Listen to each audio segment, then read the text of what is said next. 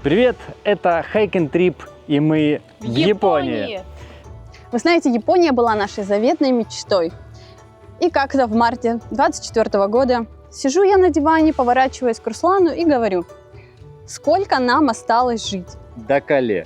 Как бы пора уже, в Японию ехать, исполнять свою мечту. Часики-то тикают. Да. И мы через пару часов покупаем билеты в Японию. А через 3 летим. Это очень занимательная страна, здесь есть масса вещей посмотреть.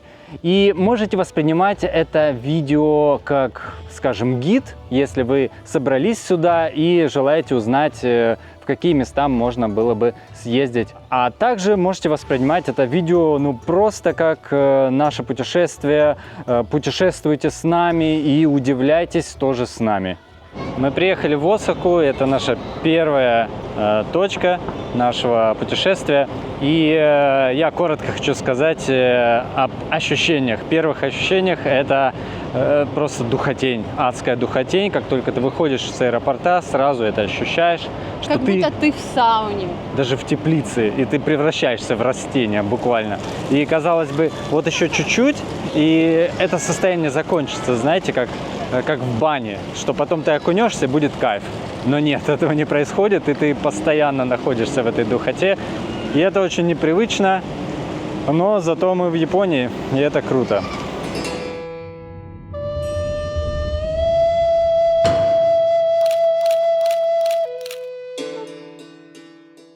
Осака – третий по населению в Японии город контрастов. Здесь огромные небоскребы и шумные улицы плавно сменяются узкими переулками с маленькими лавками и закусочными. В этом сочетании вся душа города, динамика мегаполиса и уют тихих уголков, где время будто замедляется. Кстати, Осака – один из первых японских городов, где начали массово использовать велосипеды для повседневных поездок. Первое место по приезду, на которое вышли, это рынок Куромон и Чиба. Мы идем по его узким проходам, люди проходят мимо, кто с покупками, кто просто как мы туристы, которым Япония в новинку. Рынок будто шепчет: смотри, слушай, иди дальше. И ты идешь, разглядываешь все вокруг, фасады раменных, кричащие таблички, игровые заведения. Каждый раз будешь замечать что-то новое.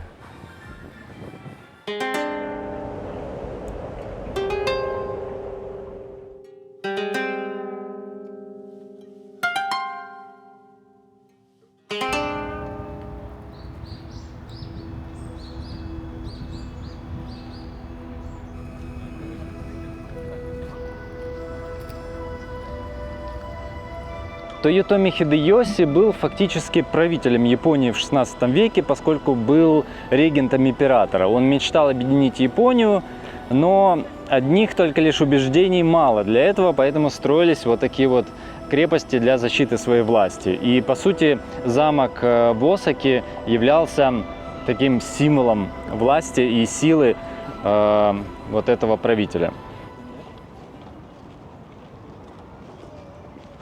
Мы тут проходили, увидели вот эту огромную каменюку, и поскольку я знаю эту фишку, решил вот вам рассказать, если вдруг вы не знали. Так вот, как раскалывали камни. Вот видите, здесь такие выбоины, короче, по периметру нужного надреза, затем вставляются деревяшки и смачиваются обильно водой. Древесина начинает набухать со временем и просто ломает камень. И вот если вы посмотрите, вот ровно отсюда идет такая трещина. Как раз вдоль вот всего куска. Наверное, это не совсем камнем работает, но вот это я не знаю, что за камень, я вообще не геолог. Кстати говоря о камнях, замок окружен массивными каменными стенами. Камни укладывались друг на друга без использования какого-либо раствора. И некоторые камни весили до 100 тонн.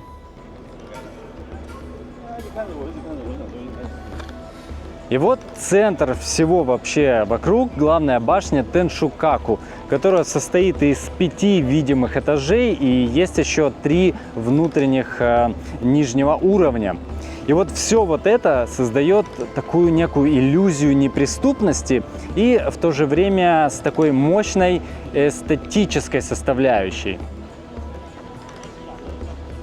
Лично, по моему мнению, если сравнивать крепости в Японии и, скажем, в Европе, ты видишь очень большую разницу тем, что в Европе они какие-то более сухие, суровые, а когда ты смотришь вот на эту красоту, ты прям восторгаешься. То есть это такое отличное сочетание и крепости, и замка вот в одном месте. Интересно, что замок в свое время считался чудом инженерной мысли. При его строительстве в том числе использовали особые огнестойкие материалы. Но, видимо, не по фэншую построили, раз случилось несколько крупных пожаров. Поэтому в 1930-м его реконструировали, уже используя бетон, а не дерево. Причем на деньги обычных горожан. Вокруг замка простирается огромный парк, где весной цветут сотни сакур. Это одно из самых популярных мест в Осаке для ханами, традиционного любования цветами.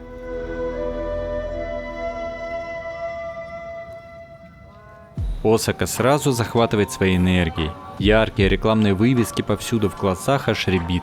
Люди спешат в разных направлениях, такой уникальный, немного хаотичный шарм. А все это время над головой как паутина переплетения проводов.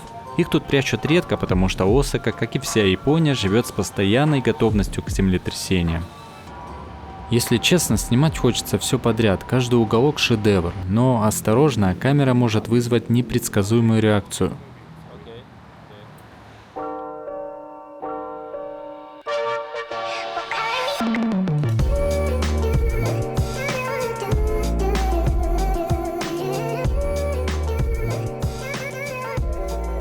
С приходом вечера это уже совсем другой город. Стоит, конечно, упомянуть Дотонбори, яркий район с неоновыми огнями. Здесь буквально ощущается пульс города, гул толпы, запахи уличной еды, и все это на фоне ярких огней, которые отражаются в воде канала. А вот и знаменитый баннер с бегущим человеком кондитерской Глико, местная икона. Знаете палочки в шоколаде Поки? Вот это как раз их продукция. Поговорим немного про еду. Это, пожалуй, настоящее шоу. Осака – родина такаяки, золотистых шариков с нежным осьминогом внутри. Этот ароматный деликатес манит каждого, кто окажется на оживленных улицах. Здесь есть присказка «куи дауре», в переводе «есть до упаду». Это настоящая философия осакцев. Если уж тратить деньги, то на хорошую еду. А это что? Какой-то уличный кинотеатр? По вывеске вы уже поняли, что это очередь в ресторан. Типичное явление в популярных местах. Но при этом тут любят порядок, поэтому так заботливо поставили стульчики. Продолжаем прогулку по ночному городу. И тут внезапно наталкиваемся на аниме-концерт. На небольшой сцене выступает яркая девчачья группа, а среди зрителей как подростки, так и вполне взрослые люди.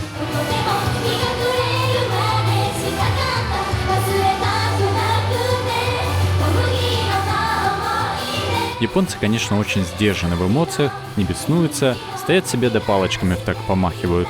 Но в целом видно, что им нравится, а кому-то прям очень нравится.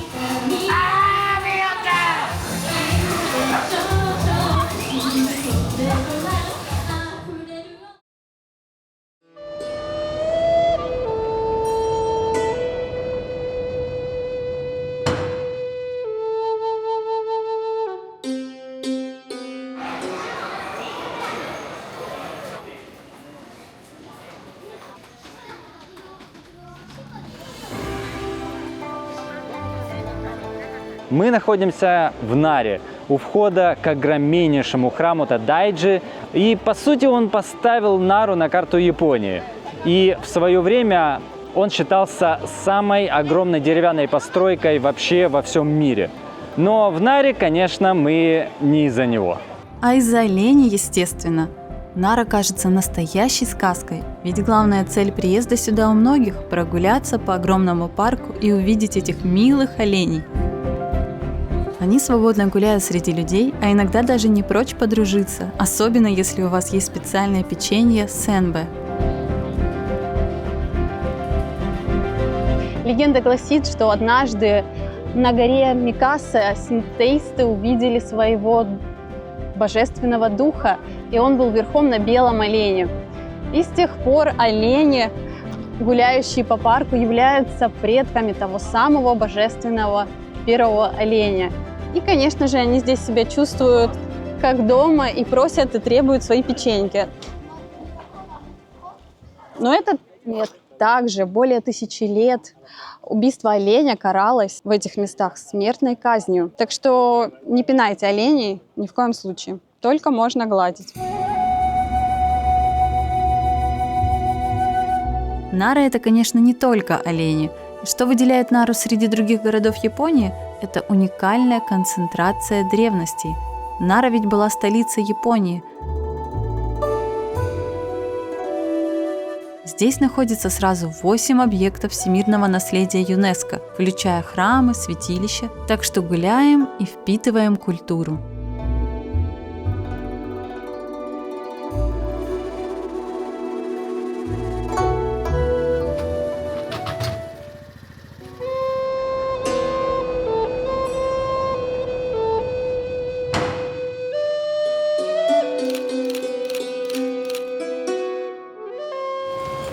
Мы в Киото, культурном центре Японии. Короче, есть тут одна локация в старом районе. Вот прямо одна точка, откуда видна пагода. Маленькие узкие улочки. И это очень инстаграмное место. И здесь собираются просто толпы с самого утра. Мы встали пораньше, сейчас 7 утра, и здесь уже очередь. Ох уж этот инстаграм еды. Район Хигасияма – это Киото во всей его классической красоте. Здесь узкие улочки с мостовой, деревянные дома и магазины, где кажется, что время остановилось в эпоху Эдо. Хигасияма – это не просто район, это целая машина времени, которая переносит вас в прошлое Японии с ее неспешной, утонченной красотой. Главное прийти пораньше, ну или попозже.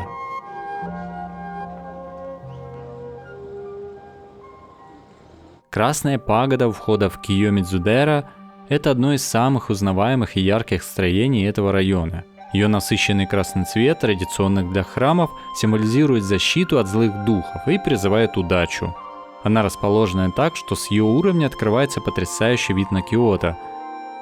В прошлом паломники останавливались здесь, чтобы очистить разум, прежде чем войти в священные стены храма. Прогуливаясь рядом с храмом Кийомидзудера, мы натыкаемся на 1000 каменных статуй. В эпоху Мэйдзи, когда буддизм был под запретом, местные жители спасли эти статуи, привезя их сюда. Сегодня волонтеры продолжают заботиться о них, регулярно меняя фартуки на статуях в знак уважения и почтения к древним традициям. Главное, что делает район Гион таким особенным, это гейши, или как их называют в Киото, гейги. Попасть на представление гейш – дело непростое. Билеты раскупаются мгновенно, а у входа всегда оживленно. Туристы собираются в ожидании погружения в мир традиционного искусства. Выйдя из Гиона, легко оказаться на набережной реки Камо. Здесь под шум воды жизнь города замедляется. Местные жители любят собираться на берегу, кто-то устраивает пикники, кто-то прогуливается, любуясь видом.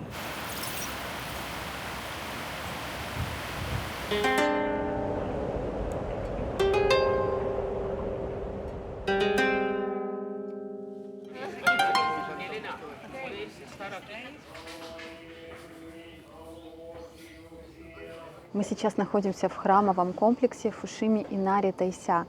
Этот комплекс, он очень большой и посвящен главному синтоистскому божеству Инари. Это божество, отвечающее за удачу, благосостояние и, конечно же, за хороший урожай риса. И поэтому неудивительно, что оно такое масштабное, большое. Здесь ведет к главному месту, где можно обратиться к богине, множество красных торий. Это выглядит очень эпично, потрясающее место.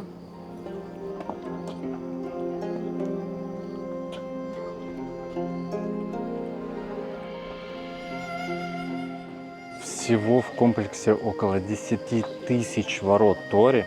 И вот, например, в некоторых местах, как здесь, они настолько плотно поставлены друг с другом, что становится темно. Как видите, просветы совсем минимальные.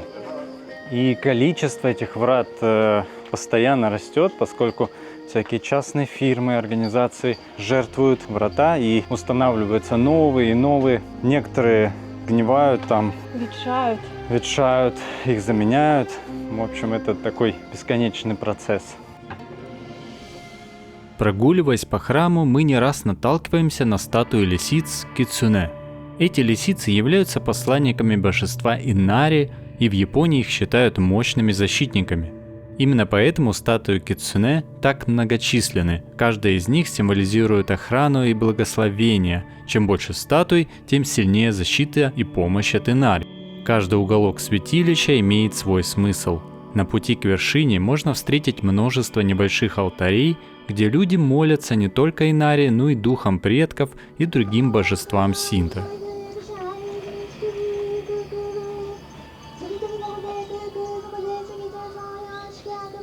Этот путь – символ непрерывного потока жизни, ее циклов и связи между мирским и духовным. Почему так много ступеней на пути к вершине горы? Этот маршрут не просто прогулка, а своеобразное паломничество. Путь, усыпанный тысячами тори, организован так, чтобы каждый шаг напоминал о процессе восхождения к чему-то большему. Гора Инари – священное место, и поднимаясь, вы как будто преодолеваете границы обыденного, приближаясь к божественному.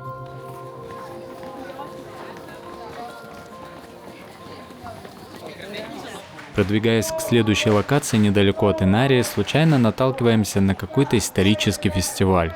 В Японии все время что-то происходит. Сансю Сангиндо переводится как «храм 33 промежутков между колоннами». Точнее не назовешь, ведь на протяжении сотен лет оно остается самым длинным деревянным строением в Японии – 120 метров. Тут же ежегодно проводятся соревнования по стрельбе из лука Тошия. Не 100 лет, между прочим.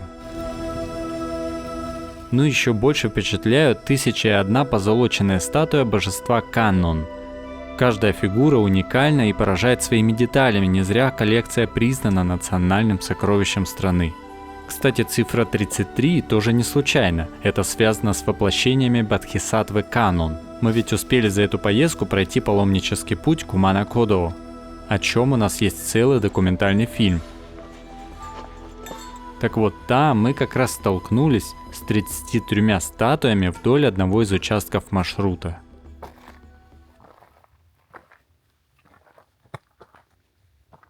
Далее отправимся смотреть Кинкакудзи, золотой павильон, жемчужину Киото. Почти все здание действительно покрыто золотом, как символ очищения от мирских страстей. Иронично. В 1950 году павильон был полностью уничтожен пожаром. Устроил пожар молодой монах Хаяси Йокэн. Он страдал от глубокого внутреннего конфликта и видел в храме символ непостижимой красоты, что и подтолкнуло его к поджогу, хотя до конца его мотивы неизвестны.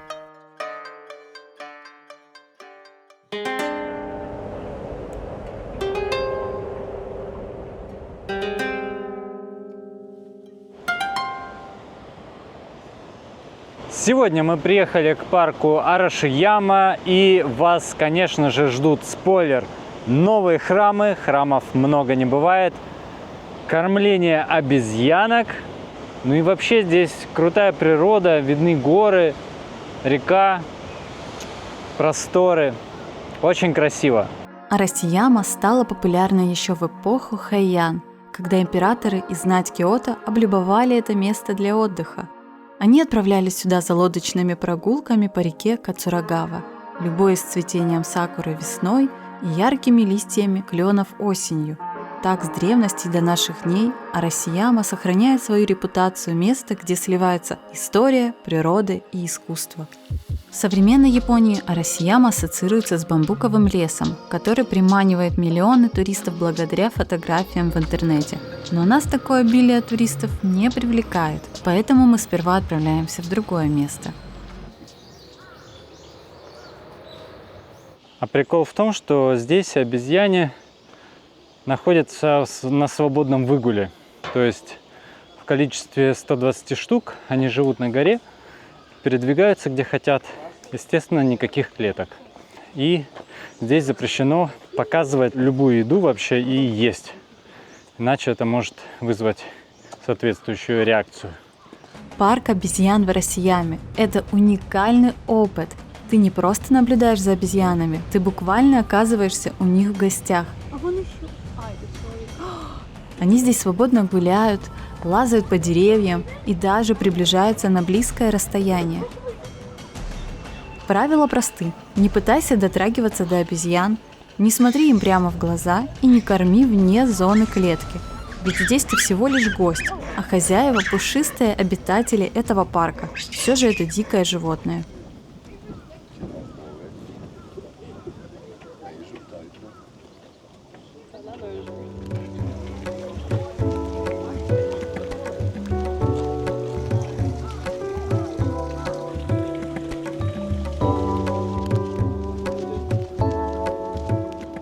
Самое ироничное происходит во время кормления обезьян. Для этого ты заходишь в специальный домик, который выглядит как клетка. Да, здесь именно люди в клетке, а обезьяны на свободе.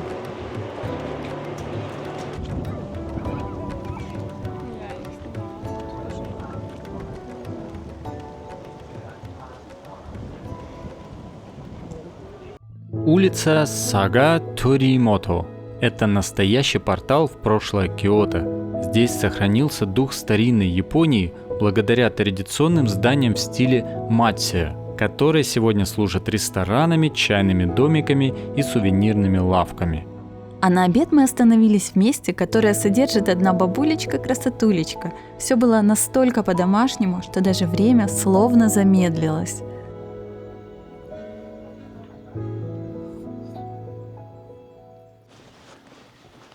Мы, кстати, с Юлей заметили, что вот в этой деревушке намного приятнее находиться, в отличие от этого супер популярного и туристического места в Киото, старый город.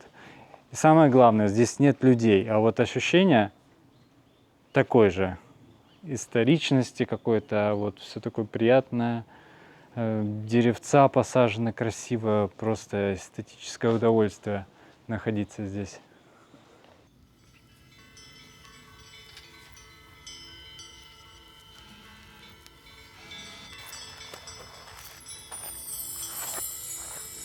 Храм Ненбу-цзуджи известен тем, что на его территории расположено около 8000 камней, которые первоначально их находили возле надгробий, но фактически никто точно не знает их истинного предназначения.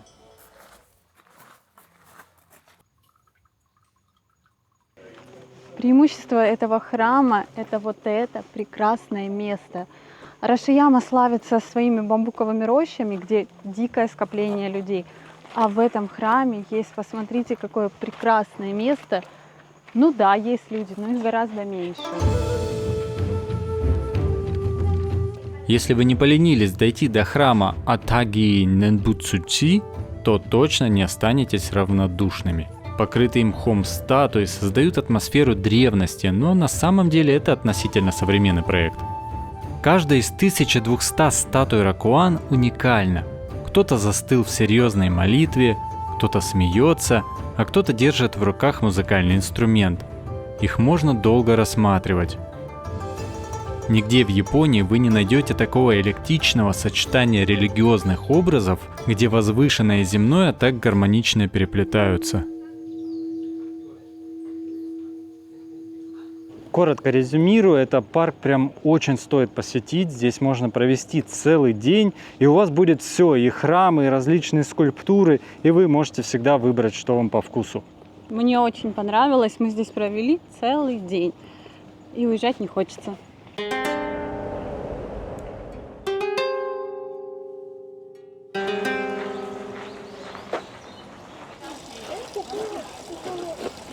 Мы находимся в лесу Тадасу на море. Он находится прямо посреди города.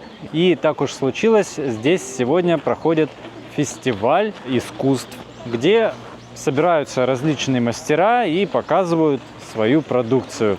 Вот давайте прогуляемся и мы тоже. Тадасуномори – это участок старого леса прямо в городской черте. Многим деревьям более 600 лет, а само название леса переводится как «лес истины», поскольку в японской мифологии считалось, что он обладает очищающей силой. Фестиваль – настоящая находка для тех, кто хочет почувствовать атмосферу творчества, при этом находясь на природе. Представьте себе, среди старинных деревьев расположились уютные палатки и лавочки, где мастера продают свои поделки, антиквариат и свежую выпечку. Тут даже йогой можно позаниматься. В воздухе слышны звуки инструмента и мелодичные голоса уличных музыкантов.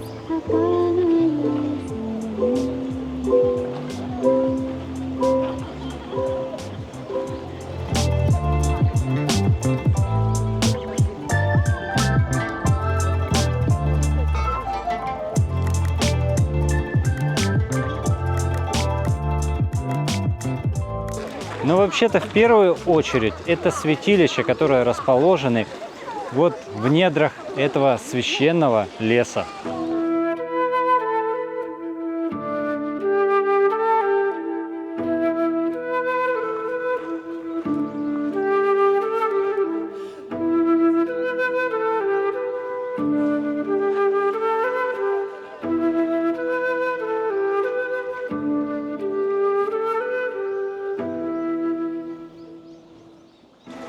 В Японии, конечно, очень сильные традиции, и во многих храмах, святилищах есть какие-то свои, ну, скажем, фишки с загадыванием желаний. Например, вот люди в этой речке мочат специальные бумажки, где написаны их пожелания, затем они их развешивают возле святилища.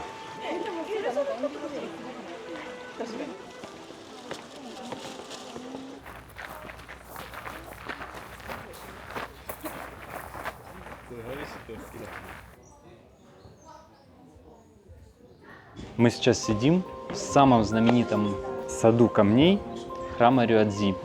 И я хочу немножко рассказать, в чем вообще смысл вот этого всего, почему сад называется садом, при этом здесь есть только камни. Дело в том, что все сведено к некой неизменной сущности, и здесь присутствует минимум растений. Вообще подразумевается в классическом понимании, что вот эта вот поверхность из гальки – это вода, а вот эти камни – острова. И прежде всего это место создавалось для медитаций. Вот. То есть каждый человек, в принципе, может видеть здесь что-то свое. Также, что интересно, здесь находится ровно 15 камней, но вы под любым углом никогда не увидите все их. Тут, конечно, можно поспорить, потому что очень многие говорят, что вот я вижу 15 камней с этой точки, легко. Но дело в том, что, во-первых, тогда рост у японцев был пониже, и я думаю, расчет был именно на это.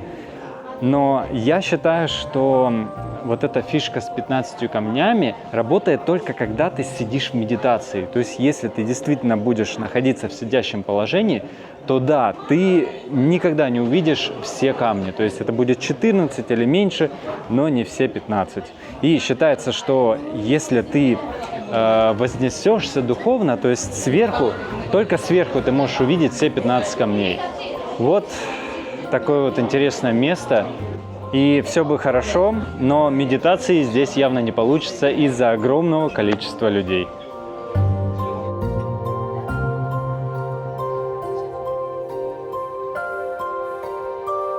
В саду есть примечательная раковина, и на ней нанесены 4 иероглифа. Если их соединить по часовой стрелке, то надпись будет гласить, общий смысл: «Довольствуйся тем, что имеешь».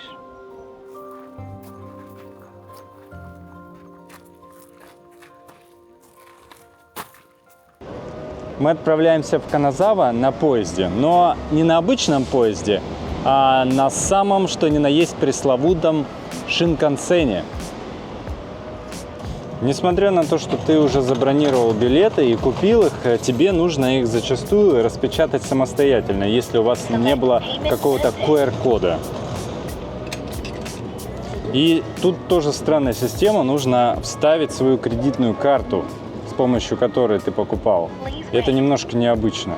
И ввести специальный код, который ты тоже заранее определял. Next, please take your ticket. Thank you very much.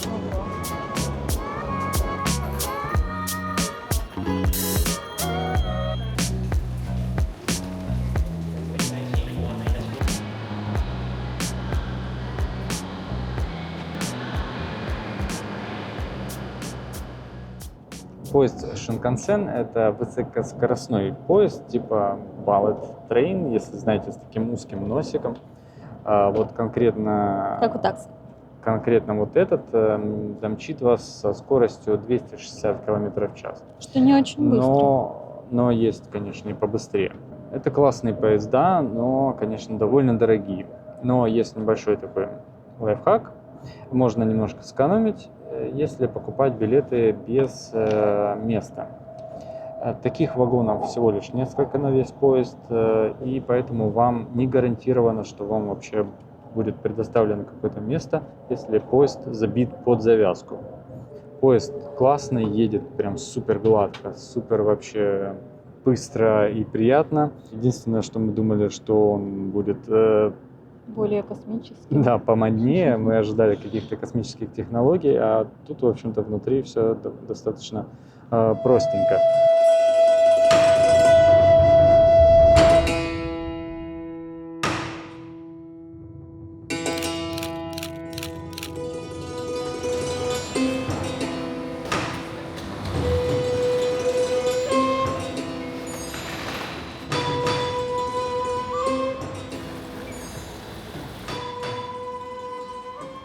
Мы находимся в старом районе Каназавы эпохи Эдо. И несмотря на то, что здесь все-таки много элементов современности, вот эта атмосфера старинности передана довольно классно. Направляемся в дом самураев семьи Намура. И это место сразу погрузило нас в атмосферу феодальной Японии. Гуляя по дому самурая, легко представить его день. Самурай начинал день рано с первыми лучами солнца. Первым делом он совершал омовение и медитацию, чтобы настроить дух и ум. После этого следовал утренний чай или легкий завтрак. Затем он проводил в порядок оружие, внимательно осматривал и чистил катану и вакидзаси. Это был важный ритуал, символ преданности и дисциплины. Днем у самурая проходила служба и обучение. После завершения службы или тренировок самурай возвращался домой к семье. Вечером он мог отдыхать в прекрасном саду. Эти сады создавались как место для медитации и размышлений. Представьте, как он сидел на веранде, наблюдая за водой в пруду или за игрой теней бамбука, размышляя о пути самурая и о гармонии с природой.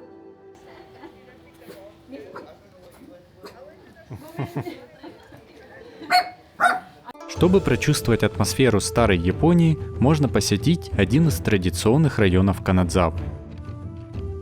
Интересно, что Хигасичая был основан в 1820 году и с тех пор почти не изменился. В этом районе и по сей день можно найти уютные чайные дома, которые когда-то были местом для общения с гейшами, развлекавшими богатых клиентов. Мало кто знает, но в районе есть так называемые засекреченные улицы. В старину, если кто-то не хотел, чтобы его видели, он мог скрыться за поворотом, проходя через такие узкие проходы. В этом месте стены многое могли бы рассказать о былых временах.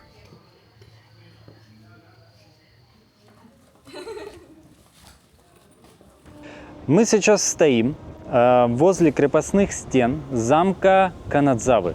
Он был построен Маэдо Иташи, верным союзником Хидэёми Тодаёси. Если вы помните наш рассказ про замок в Осаке, это вот как раз он. Но этот замок примечателен немного другим.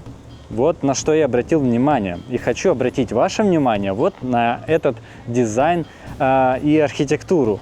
Если вы увидите вот эти вот квадратики, на самом деле это плитки, причем плитки свинцовые. Для чего они были нужны? Здесь применялся такой хитрый прием. В случае нападения врага или осады эти плитки могли переплавиться там в пули или другие боевые приспособления. Но когда я рассказывал эту туристическую информацию Юле, она спросила: А, собственно, каким образом они их переплавляли, если враг вот пришел к воротам замка? Ну, я стал тогда думать и искать информацию. Так вот, я думаю, что на практике это имело скорее такой психологический эффект. То есть, во-первых, для самих осажденных это было что-то вроде плана «Б», то есть уверенность в том, что если все пойдет совсем плохо, то у них хотя бы есть возможность дольше продлить осаду, вот пользуясь такой хитроумный прием. Ну и во-вторых, когда эта информация распространялась среди людей, то нападавший знал, что этот замок не так прост, и что он может выдержать более долгую осаду, и это оказывало такой вот деморализующий эффект. Забавно, но именно из аниме «Невероятные приключения Джоджо» мы узнали, что японские замки строились с учетом фэншуй, и храмы размещались на уязвимых сторонах для защиты от неудач. Фэншуй – древнее искусство гармонизации пространства, основанное на балансе энергии инь и ян. В архитектуре фэншуй особое внимание уделяется защите тыла строения, поскольку незащищенный тыл считается самой слабой энергетической позицией. Рядом находится знаменитый сад Кенракуэн. Это место стоит посетить хотя бы для того, чтобы увидеть, как точно сад отражает японскую культуру. Так тщательно тут все устроено. Здесь гармонично сочетаются 6 традиционных элементов: вода, камни, растения, мосты, деревья и архитектура. Но больше всего впечатляет внимание к деталям. Садовники ухаживают за садом с таким трепетом, будто занимаются медитацией. А специальные подпорки помогают деревьям сохранять форму и защищают их от зимнего снега.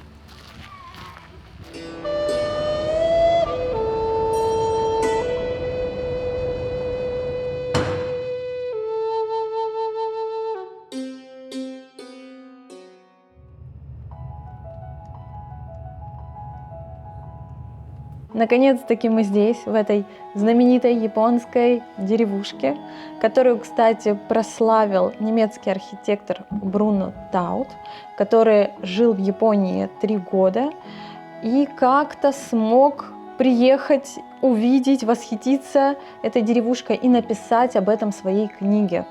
И благодаря этой информации в 1930-х годах стала известна эта такая японская жемчужинка маленькая. Это деревушка Сиракава-го. Мы здесь пойдем гулять, смотреть, вдохновляться. Вообще эта деревня стала известна благодаря своим домам с такой толстой соломенной крышей. Стиль этот называется гёсё-дзукури. Гёсё – это молитва с японского, то есть словно монах сложил свои руки и вот молится. Ну, немножко притянуто, конечно, за уши, но это не важно. Вот чисто технически такая конструкция позволяет выдерживать довольно большую снеговую нагрузку. А это важно, потому что зимой здесь выпадает достаточно много снега. И раз в 50 лет такую крышу должны поменять. Но это довольно сложный процесс, и называется он юи, и по сути это как мини-праздник, потому что все жители деревни собираются и начинают все вместе эту крышу менять. Выглядит очень эпично, особенно у крупных домов, и сделать это нужно все за один день очень быстро.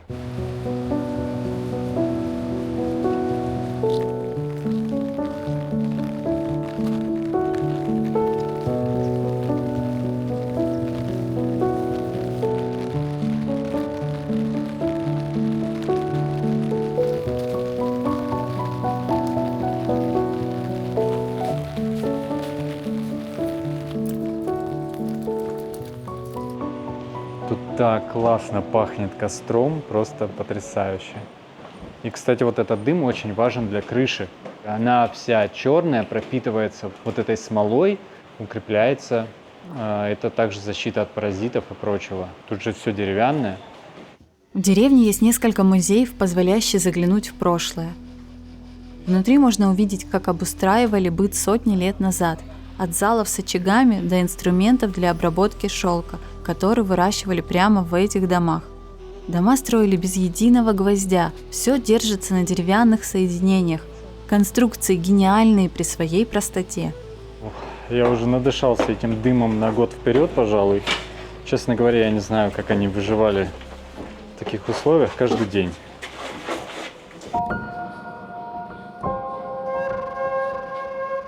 Присядем у очага, представим, как холодным вечером после сложного рабочего дня семья коротает время за ароматным чаем. Слышно тиканье часов и треск огня. Среди всех музеев Сиракава-го мне больше всего зашел Мьезензи. Он менее известен, поэтому здесь гораздо меньше людей, и атмосфера получается более спокойной и уютной. При этом внутри есть коллекция старинных бытовых инструментов и посуды, которые многое рассказывают о повседневной жизни жителей деревни. Но главная изюминка – сам храм, скрытый от посторонних глаз и выполненный в том же стиле гасёдзюкюри, что довольно нетипично для храмов.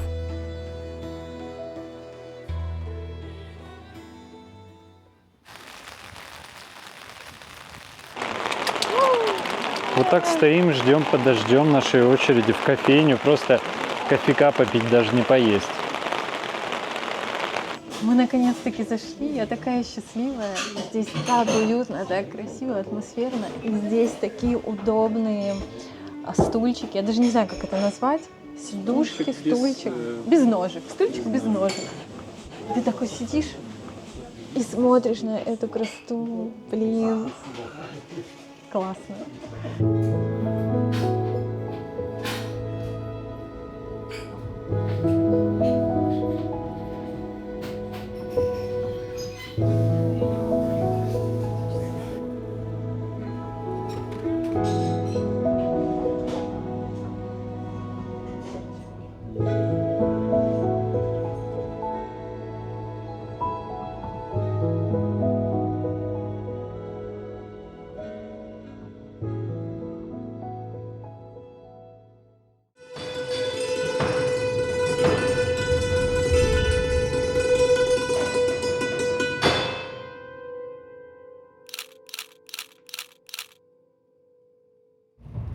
Время пришло, чтобы показать вам совсем другую сторону Японии. Храмы, святилища и тихие деревни сменяются мегаполисом. Добро пожаловать в столицу Японии – Токио.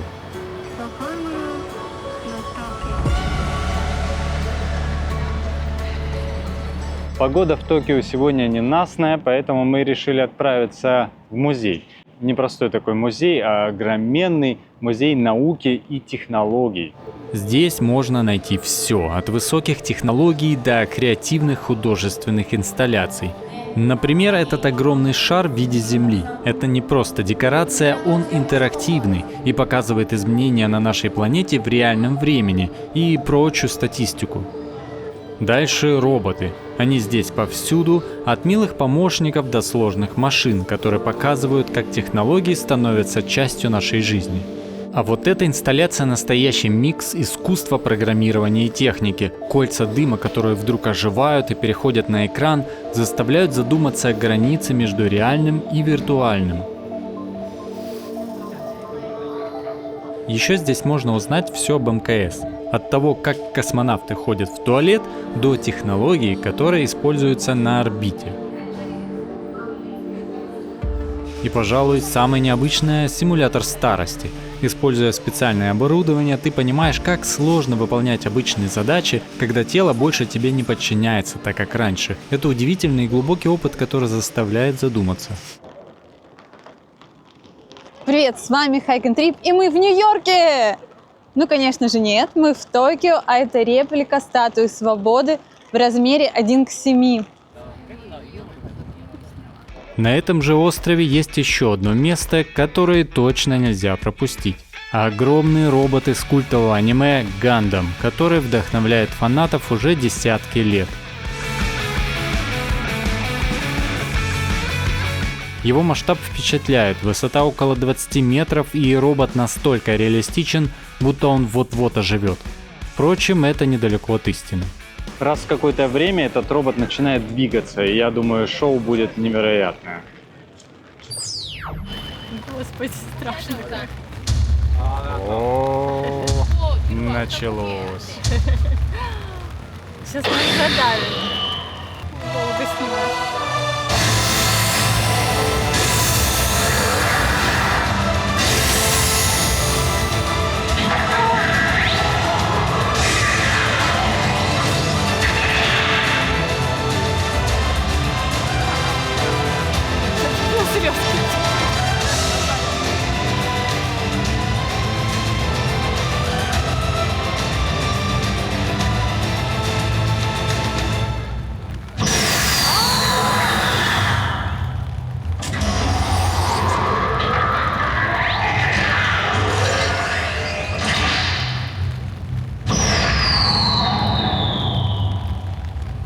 Я думал, он будет гораздо эпичнее. Он будет махать кулаками, топтать людей, стрелять из лазера. Но он только пел, и двигались какие-то части. Загорелись красным.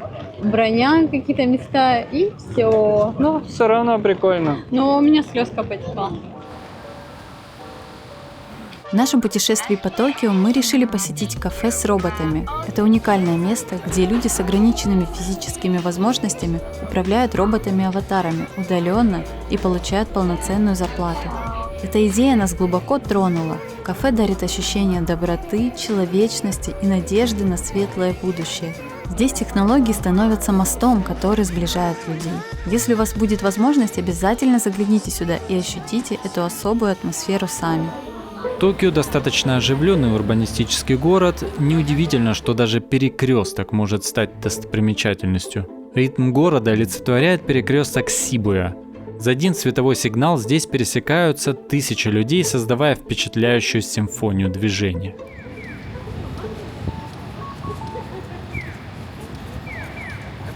А в Синдзюку внимание привлекает 3D-код на экране Shinjuku Vision. Он настолько реалистично выглядит, что будто сейчас выпрыгнет на улице города. Тискали бы его тогда целой толпой. Пойдемте дальше изучать улицы Токио.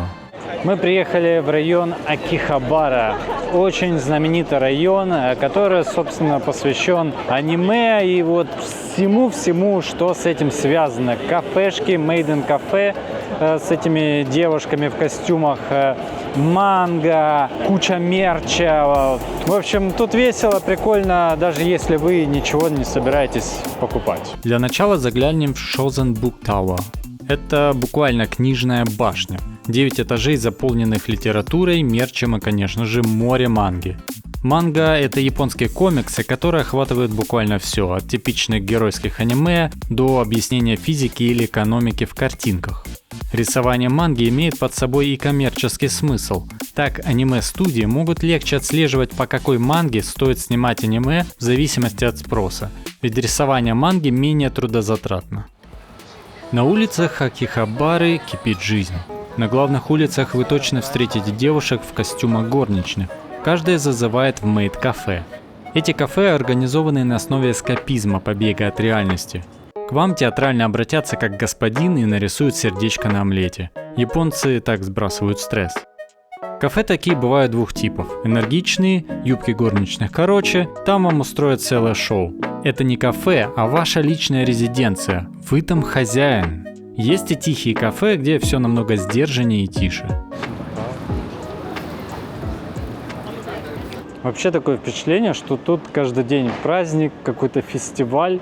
Даже если ты идешь вот по обычной улице, по которой ездят машины, все равно как будто все тусят и все собрались со всего Токио чисто вот сегодня, единственный день в году. После прогулки, конечно, рамен. Бульон варился часами, лапша тянется идеально. Мне кажется, мы готовы его есть хоть каждый день. А еще обязательно попробуйте элитное мясо из Японии вагю, что буквально означает японская корова. Но главная фишка в тончайших жировых прослойках мяса, и оно буквально тает во рту. И, кстати, каждая корова имеет свой паспорт, а мясо сертификат, чтобы гарантировать происхождение и качество продукта. Следующая остановка Накана Бродвей. Один из первых торговых центров в Японии, между прочим, работает аж с 1966 года. Это наш личный лайфхак для шопинга. С виду место может показаться неприметным, простой торговый центр в старом стиле, но внутри скрывается настоящий клад для любителей манги, фигурок и всего, что связано с поп-культурой. Кроме того, здесь можно недорого найти поддержанную традиционную японскую одежду, от кимоно до оби. Это отличный способ обзавестись уникальной и качественной вещью с историей, не переплачивая. Здесь можно найти редкие издания, ретро-товары и даже настоящие раритеты. А главное, цены куда приятнее, чем в Акихабаре. Так что если хотите купить мангу подешевле, Накана Бродвей точно стоит посетить.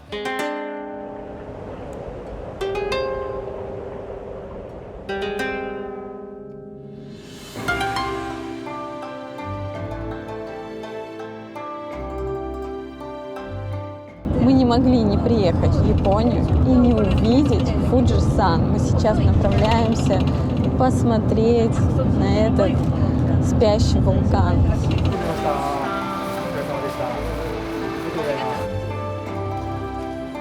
Вообще существует множество точек, от которых можно отлично рассмотреть Фуджи. Мы выбрали озеро Кавагучи. Ехали мы сюда специальным экспресс-автобусом из Токио. И теперь мы на другом автобусе либо пешком обойдем это озеро, и с той стороны будет очень красивый вид озера и вот Фуджи. Надеемся, что нам повезет с погодой и облака не скроют гору. Есть даже специальный сайт, который показывает индекс видимости горы Фуджи, причем с разной стороны. И сразу показывает погоду в разных точках, откуда можно ее рассмотреть. Очень удобно.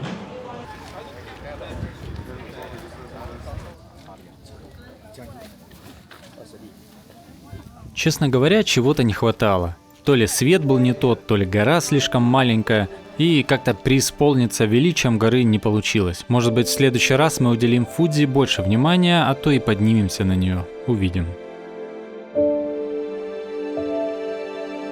Обратно мы уже решили вернуться пешком. Это где-то 1,5 часа от этого парка до станции и города.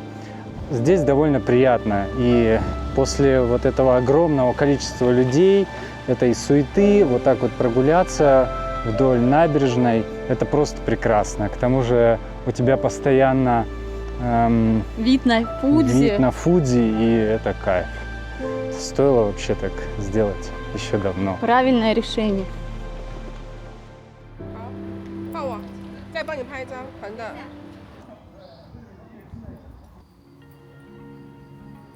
Туалеты в Японии вообще какая-то целая культурная прослойка, можно сказать, потому что это прям целый культ туалетов. И даже если вы ищете просто туалет, вы не пишете туалет, вы пишете restroom, то есть это комната для отдыха, где вас не достают и вы отдыхаете. И, кстати, вот с этим фильмом довольно интересная история. Токийские туалеты – это вообще один большой проект. И чтобы его разрекламировать, и наняли специального режиссера, чтобы он сделал что-то типа рекламы. Ему настолько понравилось все это снимать, что из этого получился целый фильм, который достаточно популярен сейчас.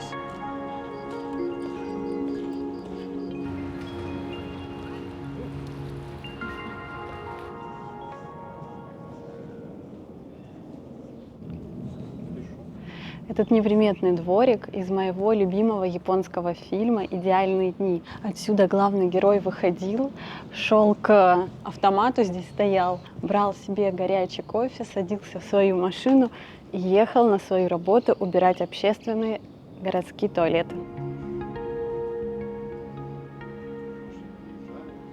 А это как раз один из туалетов, который мыл главный герой. И обратите внимание, они вообще-то прозрачные. Когда человек заходит внутрь, он нажимает на защелку, и стекло становится мутным. С высоты 350 метров Токийской башни мы бросаем последний взгляд за эту поездку на ночной Токио. Вид поистине масштабный.